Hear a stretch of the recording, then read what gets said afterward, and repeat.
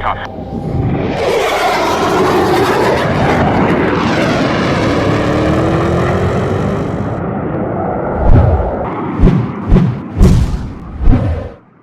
Hello everybody, it's Mover C.W. Lemoine. Welcome to another episode of Mover Ruins Movies. It's a new feature I've added to the channel where I look at military or aviation movies and kind of break some scenes down and talk about what could work and what's probably not all that realistic. So trigger warning, if you believe that movies are documentaries and 100% realistic and it ruins it for you, you know who you are. You might want to click off now because this is not the video for you. So today's episode, we're going to look at behind enemy lines and look at a couple scenes and how realistic it is and maybe how not realistic it is. So it's a really good movie back in 2001, so it's almost a 20-year-old movie, and I haven't seen it since before I even became a fighter pilot. So I really enjoyed the movie the first time, but we'll see if it stands up to scrutiny after having gone to flight school. So here we go. Let's take a look at behind enemy lines. All right, so we start out on the USS Carl Vinson, somewhere in the Adriatic Sea. They're talking about an unknown rider, which is actually a real thing. Looks like they're being alert scrambled to go check this threat out. A lot of switches involved for some reason.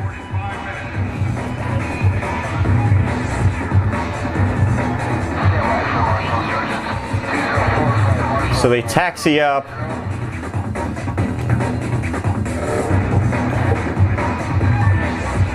Full disclosure, I've never taken off from a carrier. But holy crap, there's a lot of checklist stuff. This must be the checklist randomizer where they're just randomly saying checklist things because it's not exactly...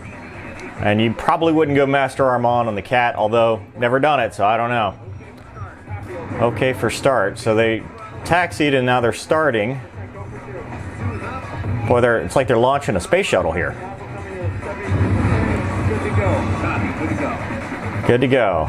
Okay. Stand it down. And all these switches, it's not this many. And they got dual bleed lights. Wow. So did the bleed lights cause it?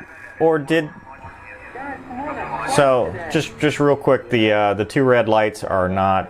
I mean, that's a dual bleed warning. So that's an emergency, but that's probably not what caused them to stand down.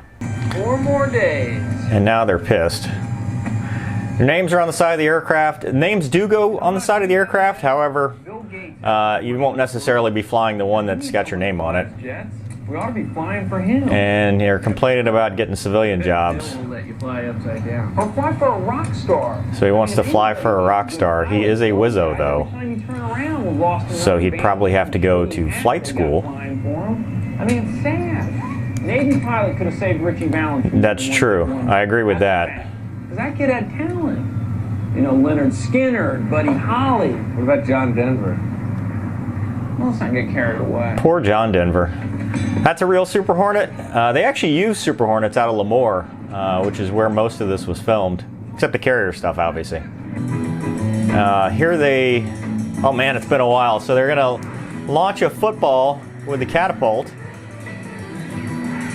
Like they're kicking off. Laces out! Finkel is Einhorn! Oh man. So he ends up in the commander's office. I understand you're interested in leaving the Navy. So he's quitting. Yes, sir. I guess that's part of the whole thing here. Don't mind my asking, move on to what? Exactly. What are you going to do? We're going to fly commercial jets, No. patrol the friendly skies in a bus. So Wizzo doesn't have any flight hours that could actually be applied to the airline, so he would have to start from scratch. He wouldn't be very competitive.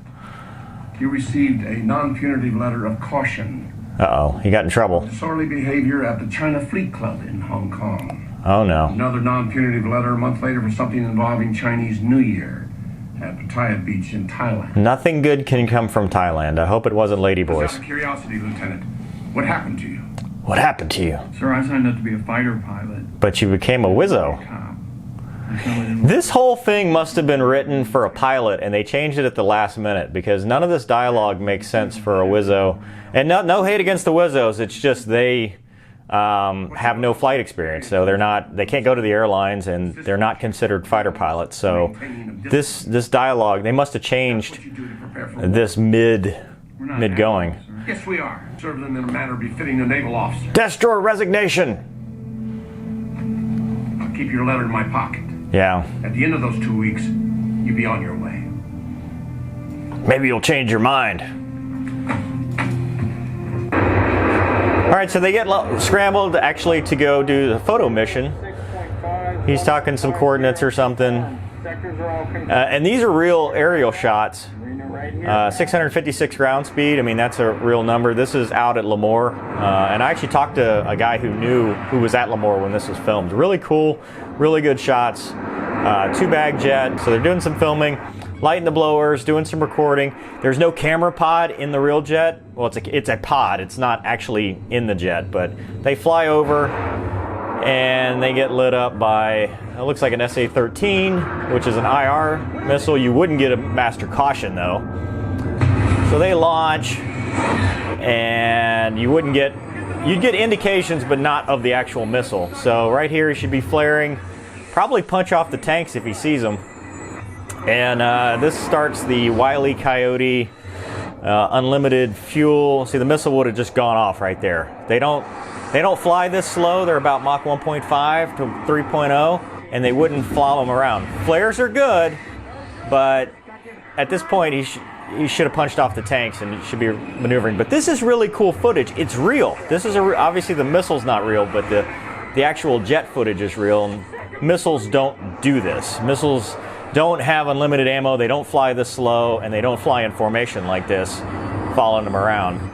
And obviously, you wouldn't be dogfighting the missile. So they'd have punched the tanks off, gone to flares. I guess if they ran out of flares, the Wizzo could have armed his seat and jumped out and been his own flare, but yeah. So they punch off the tanks and then light the blower, which is okay, but they won't explode and make a missile guide onto it. That's not a real thing. Or go head on with the missile as they turn back around.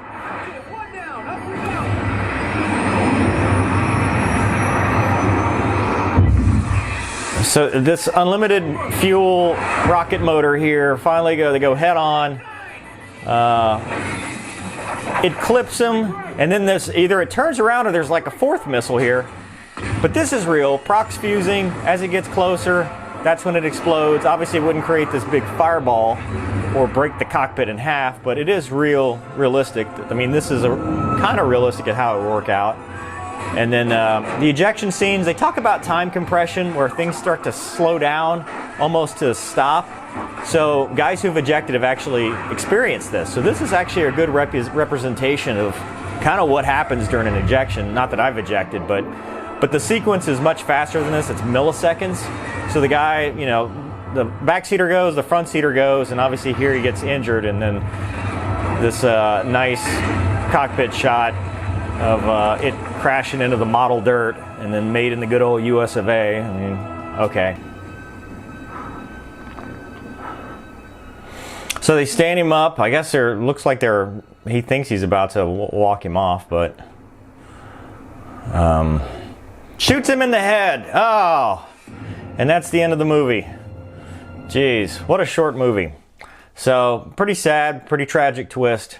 Actually, the movie goes on, and it actually is pretty cool. There's a cool scene where he's recovering the film from that proves that the bad guys are the bad guys, and does a cool rescue scene with the helicopter and stuff. So it's actually a really good movie that goes on with the evasion stuff, kind of like what happened to Scott O'Grady. The only real complaint is that missile scene. Obviously, and I've talked about this in the Sherdale movie, missiles don't have unlimited fuel. They don't chase you around. They're very fast, so kind of Mach 1 to Mach 3, even faster missiles. They fly on a pursuit course. So once they miss, that's it. They miss. They don't do a hard right or a 90 or whatever, turn back around. You're not going to go head on with it, and then it turns back around, and then it chases you around. It is going way too fast. If it's behind you, it's going to hit you. if it hasn't decoyed on a flare or decoyed on something else, it's going to hit you. I mean, that's just how missiles work. So the Wile E. Coyote chase scene, not all that realistic, but you know, it's a movie, so you know, it was a very entertaining scene. I'll give them that. And the real footage of a Super Hornet flying around obviously is pretty cool. It probably would have been more realistic, and actually probably a little bit more drama if they'd done something like, I don't know if you've seen the video from Desert Storm with the F-16 that gets tagged by multiple SAMs. That's more realistic, where one SAM, he's reacting to one and another one's targeting him, and then you get a missile from here and a missile from there. Stroke 3, come on. Stroke 3, check right, break right. Stroke 3, break right. Sam right 2. Stroke 3, break right, Sam line. Stroke 3, break, code 4. Sam right 3, right 3. Sam no. Wait, somebody got a hit. Code 4's hit. Enemy squad. Understand your hit. 4, negative bad guy squad, negative friendly squad. Clap 7, visual left 9. Stroke 4 status. Clap 4 status. Stroke 3 egressing southeast. Stroke 3 go southeast now. Bogey, alright, 0906 Okay, Sam launch, stroke 8, nose 5, low. Switch, negative contact on your... Break right! Break right! Stop, stroke 3, telling me! 120 for 7. Now it's close. Negative contact. Second one, break. That's 2. Okay. Cut 6. Stroke 3, defending, nose. Strokes flow south.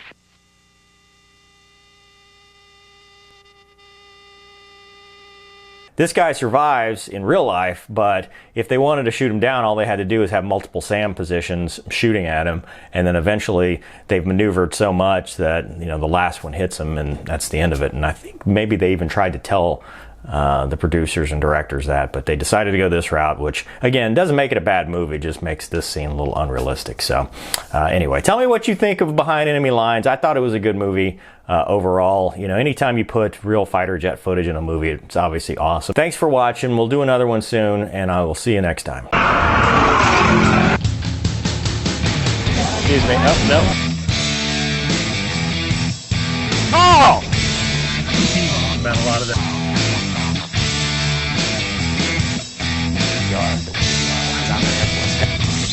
Usually fine with the doors off.